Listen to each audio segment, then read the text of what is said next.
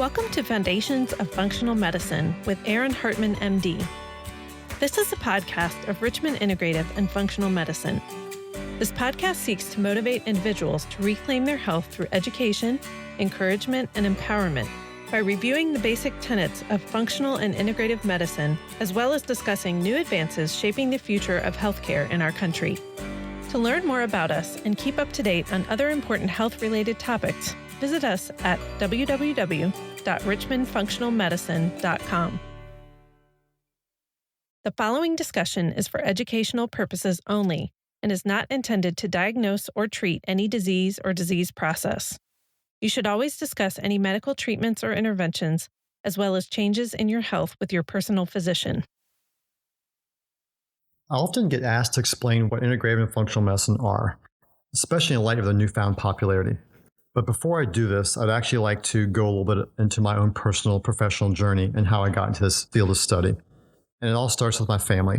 When my wife and I were married in 2004, she was a practicing pediatric occupational therapist, and she exclusively worked with kids with special needs. Her entire caseload consisted entirely of these super rare cases of children with things I'd never heard of. I'd never heard of them in medical school and never heard of them in my residency. And it just was amazing to me that she would have case after case after case of a child with a diagnosis, and I'd never heard of most of them. They were pretty involved cases as well. This was intensified when we adopted our first daughter, Anna. Anna was actually one of my wife's patients that she started taking care of when she first got out of the hospital.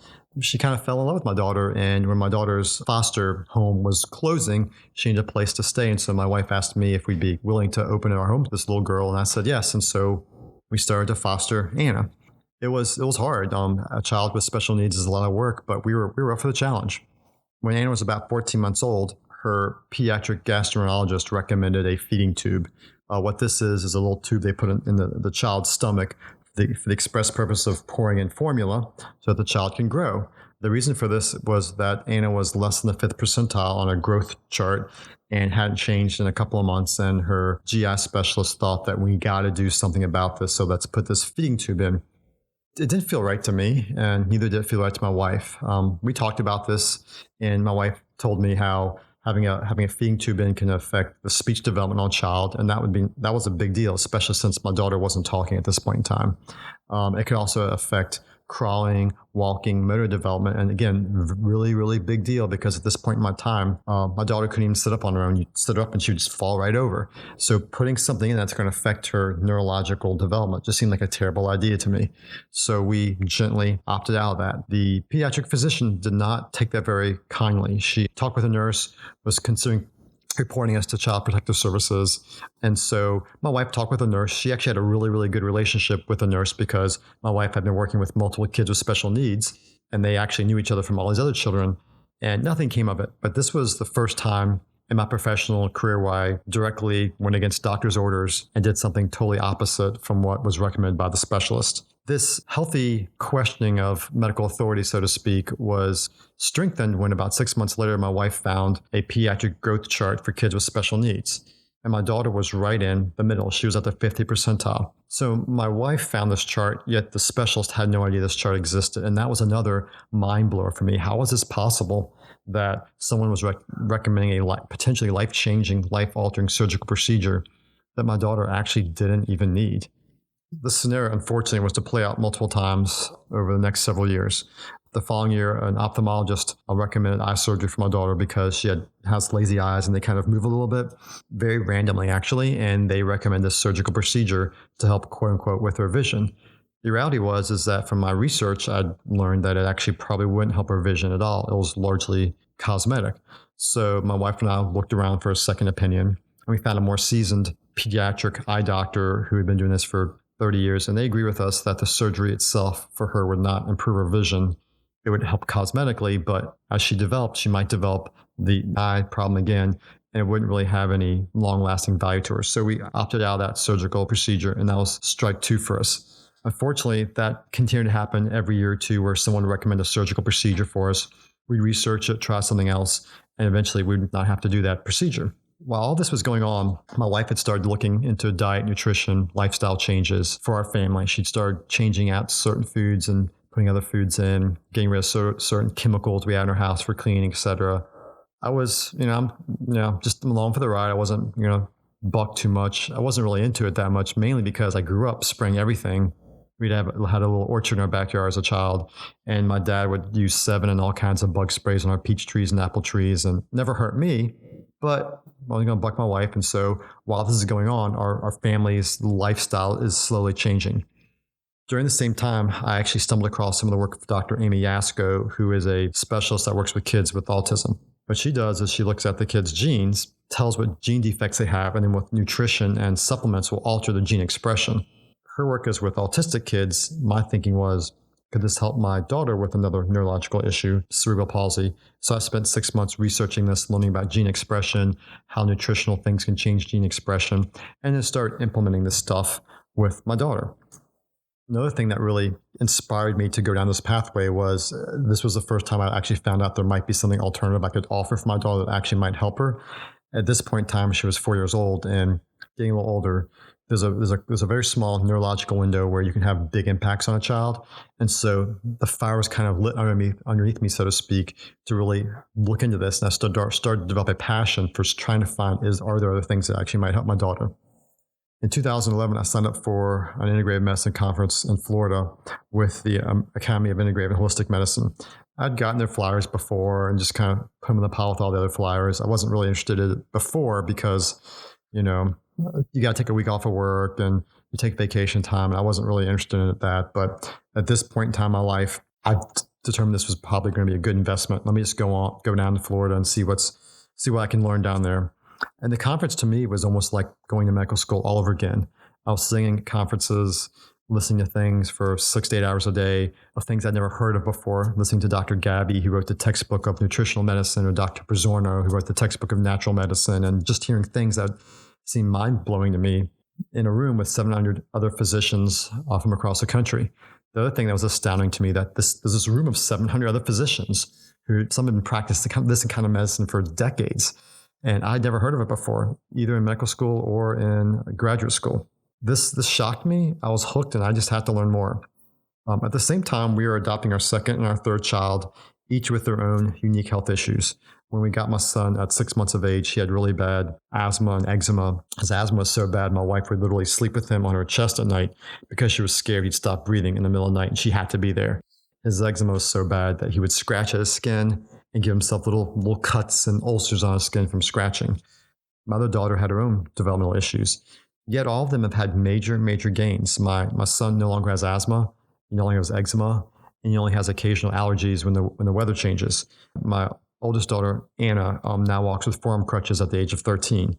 She's had no surgical procedures, even though she's had about 6 recommended to her. And that's quite a big feat for a child with cerebral palsy to make it to 13 with no surgical procedures. None of my kids have had cavities, and between the 3 of them, they've only had antibiotics once. These would be considered great feats for a typical family, for a family of kids with special needs. These are extraordinary. While this is going on, I also fell across another piece of information and discovered the Institute for Functional Medicine in 2012. I dove right in. This was a huge accelerant for my learning process.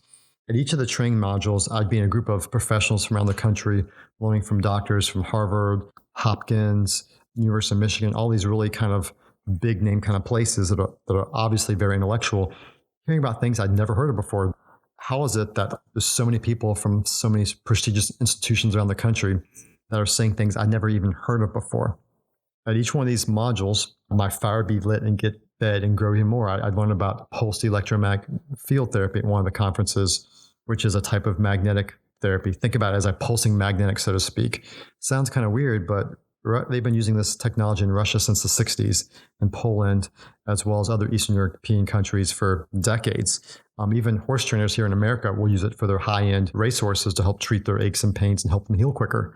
Yet, I've never heard of it for use in humans, even though now there's actually a device that's FDA approved to treat depression that is this exact same type of technology. I also learned about laser light therapy and then dove into that and studied that for about 6 months. That's an interesting technology that they're using in Canada right now to treat traumatic brain injury patients. Again, something I'd never heard of before, that one part of the world they're using a fair amount of. Each time I'd come across a new topic like this and dive in, it was another Alice in Wonderland kind of thing where I got somewhere. I'm like, wow, this world is truly in color. and I would learn new things, incorporate them into my family, into my daughter's care, and it would kind of automatically bleed out into patient care. This was for me a 9-year process. As I was learning these concepts and expanding my own academic and professional training, I would start to offer them to patients who seemed interested in these kind of therapies, patients whose diabetes hadn't got really better or pain hadn't gotten better. One of the patients I'm referring to had fibromyalgia for years, had seen multiple specialists in the Richmond area, and was just on a lot of pain medications and didn't feel any better. One of the conferences, we had talked about peripheral electrical stimulation with a device called Quell, which you can buy at Bed Bath & Beyond, so it's got to be legit, right? So we used it with her, and 3 months later, 80% of her pain was gone. I was flabbergasted. This was absolutely amazing. It's something I learned about at a conference, and no one in my local area was actually using this. I continued to work with willing patients, but it was difficult. It's really hard to apply this degree of complexity to someone in the office when you only have 12 minutes of time. So in 2016, after finishing my certification in functional medicine, I decided to try another experiment. Let's see if anybody in Richmond actually would be interested in this kind of medicine full force. So I built out a website, put up the shingle for Richmond Integrative and Functional Medicine, and launched that in January 1st of 2017. It's been nothing less of astounding and amazing. The journey's been quite unique. I'm actually quite overwhelmed by the response from patients as well as the general public.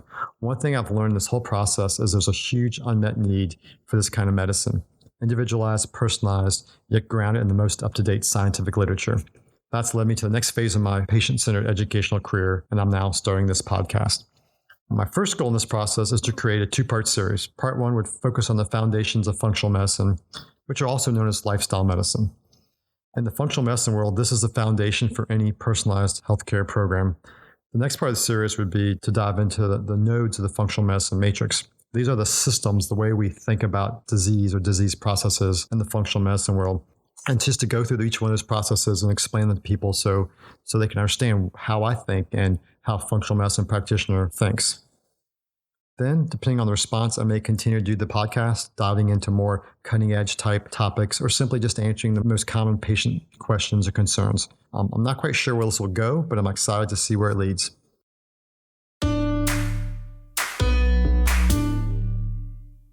So the next thing I'd like to talk about is what is integrative and functional medicine. Many people ask me what this new thing is. They haven't quite heard of it. It sounds a little strange, a little awkward. So I'd like to spend the next few minutes and just talk about what these things are. My personal understanding of it has actually morphed and changed and evolved as my practice has evolved from back in 2007 when I first joined Family Practice Associates to 2010 when I started Virginia Research Center to 2016 when I started Richmond Integrative and Functional Medicine. Each stage in my personal career has had this advancement in my knowledge base. So I'd like to start with integrative and functional medicine, not by describing what they are, but describing what they're not. What integrative and functional medicine is not. First and foremost, it's not unscientific. I hear this many times. People wonder, is this really true medicine? It is. It's actually the deepest and broadest kind of medicine. It's based on our knowledge of pathophysiology, different fields of medicine and science like epigenetics, which is the expression of our genes, not just our genes, or nutrigenomics, which are how nutrition affects the expression of our genes, or metabolomics, which is how our metabolism affects our health. These are all integrated into the concepts of integrative and functional medicine. And there are many pioneers in this field of medicine, whether it's Dr. Mark Hartman at the Cleveland Clinic, Dr. Bredesen at the David Geffen School of Medicine at UCLA, who is probably one of the top Alzheimer's researchers in the country. There's Dr. Fasciano at the Harvard School of Medicine. He's one of the top gut guys that actually discovered zonulin. If you ever heard of leaky gut, he is the physician who actually discovered the key that affects leaky gut. All these are thought leaders in the field that teach routinely in integrative and functional medicine and are actually helping push the ball forward in this field of medicine. The other thing about this field of medicine, it's not specially driven. Integrative and functional medicine is not isolated into silos of your heart or silos of your lungs or silos of your joints. It's a systems biology approach that looks at the root cause. What that means is you look at how does everything interact with everything else. Examples of how this can look would be someone with chronic fatigue syndrome, for example. When I initially did my training, chronic fatigue was thought to be a psychological issue. It wasn't thought to be a primary medical problem. Well, now we know that chronic fatigue syndrome and fibromyalgia are actually related to brain inflammation. So this systems biology approach would look at how does someone actually get fibromyalgia, Is it related to nutritional deficiencies, gene expressions, chronic infections, trauma, psychological issues, sleep disturbances, gut disturbances, and how all these can be looked at to then individualize care for a person. And in this systems approach, every single solitary person is looked as a whole. It's a true type of holistic medicine. So it's not ultimately specially driven. So what is integrative and functional medicine? This definition is a pretty standard definition. I'll try to walk through it a little bit, but it's a unified and holistic patient-centered methodology of delivering medical care with the goal of maximizing the individual's wellness. So it's unified and holistic. What does that mean? It means it looks at everything, the entire whole. It doesn't just look at the heart or the lungs. It looks at the person's history. It looks at the person's personal beliefs, their culture they've come from, how their culture affects their perception of disease. All these things can play into an individual's personal health. It's patient-centered, which ultimately means it always comes back to the patient, not the physician looking at the patient, but the patient themselves. And they're delivering this medical care with the goal of maximizing the individual's wellness. The goal is not maximizing therapies or maximizing utilities of procedures. It's the ultimate goals of individual's wellness, which means the individual has to be involved in the healthcare. It's not simply diagnosing and treating. The person has to be part of their own healthcare, and that's what makes integrative functional medicine unique. So when I say systems approach, what do I mean by systems approach? Systems approach, again, it doesn't just look at organ systems, it looks at these biologic systems. This includes assimilation, how you eat food and incorporate nutrition into your body. Defense and repair is your immune system, how your immune system fights off infections. Biotransformation and elimination, this is how we detoxify our bodies. Energy is the mitochondria. If anybody's heard of the mitochondria, the powerhouse of the cell, this system looks at how we actually make energy at the cellular level, but then feeds out to tissues, to organs, and then your entire body.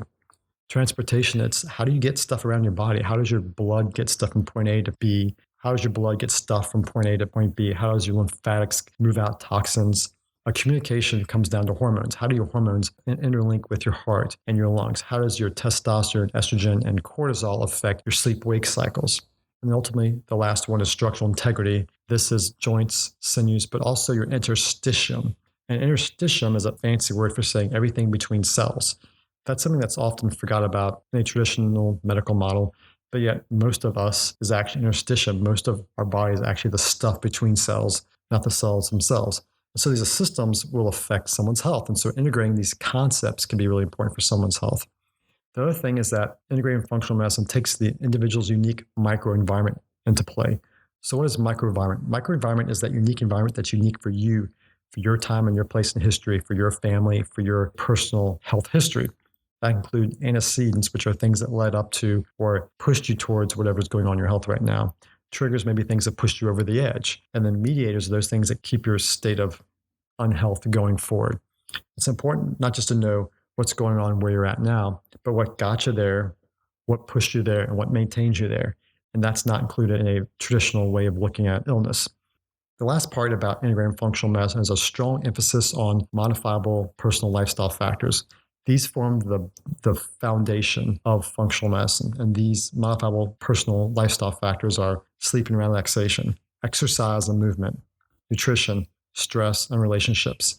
If you're chronically stressed, it's going to be hard to fix your stomach because cortisol is going to keep on giving you leaky gut. If you're not exercising routinely, it's amazing. Our bodies were designed or made to be out working 8 to 10 hours a day. And if you're sitting in front of a computer all day long, it's going to be really hard to help your body to heal, especially when we're learning all this great information about exercise being the best antidepressant, one of the best things to control diabetes and hypertension. Sleep, if you don't sleep at night, there's all kinds of things that can affect, including increasing your risk for certain cancers. So in functional and integrative medicine, this forms a foundation that we use to then inform the other layers or levels of looking at someone's health.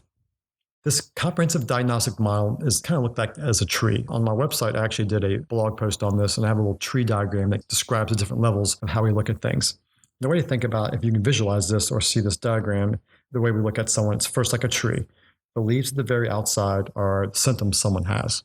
They can have major symptoms, minor symptoms that can be suggestive of certain diseases, or you can have healthy signs or symptoms, if you exercise and recover very quickly. The next level is actually the organ systems, which is our traditional way of looking things. That's your cardiology, which is the heart doctor. That's your neurology, which is the nerve or brain doctor. That's the pulmonologist or your lung doctor. After you get a sign or symptom, and you can think about things in the organ system, that allows you to get diagnoses. But this model goes deeper, closer into the middle of the tree. You have the functional medicine matrix, which are those nodes I mentioned, the assimilation, the energy, transportation, communication.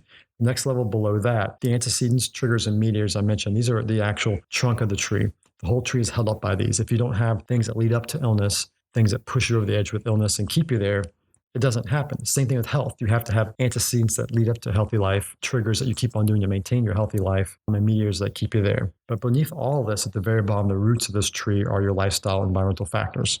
That's, again, sleep, relaxation, nutrition, stress, relationships, and exercise and movement. So when you look at a person from the functional medicine perspective, you're looking at this entire comprehensive diagnostic model. Another way I like to think about traditional medicine versus alternative medicine as, in many ways, two sides of the same coin. Sometimes people refer to this model as thinking as a type of a Venn diagram. For those of you that are familiar with Venn diagrams, there are two circles that interlock. On the one side is conventional medicine. The other side is alternative medicine. Conventional medicine is really, really good at acute issues. If you have an acute heart attack, acute stroke, you want to be at a hospital getting life-saving anticoagulation therapy. The one thing that traditional medicine is not that great at, which a lot of the statistics show, is chronic health care. Someone who already has diabetes, heart disease, fibromyalgia, chronic pain, peripheral neuropathy, how do you manage all these complicated issues that interlock or interwoven? Well, the alternative model looks at different things to help treat those that can actually help the patient, that are more focused on the patient. Where these two worlds meet, you have the conventional medicine with all your data and science, the alternative model looking at other traditions, and where the data and the other traditions meet, those nodes are the nodes of the functional medicine model. If you can imagine one big circle around all that, that would be holistic care, holistic integrative care. So you have this very comprehensive way of looking at an individual and their care. That is what integrative and functional medicine is. So hopefully this introductory podcast was helpful to wrap your brain around this. Next time I'll be talking about diet, lifestyle, nutrition, and other these basic key factors in an individual's care and health. We hope you found today's episode useful and informative. Please see the show notes on our website at www.richmondfunctionalmedicine.com, in addition to many other resources and educational materials. We'd also like to invite you to subscribe to our podcast to keep up to date with new episodes. You can find us on Apple Podcasts or wherever you listen to podcasts. Please also consider giving us a 5-star rating and review so that others can gain access to this information. You can also find Richmond Integrative and Functional Medicine on Facebook and Instagram.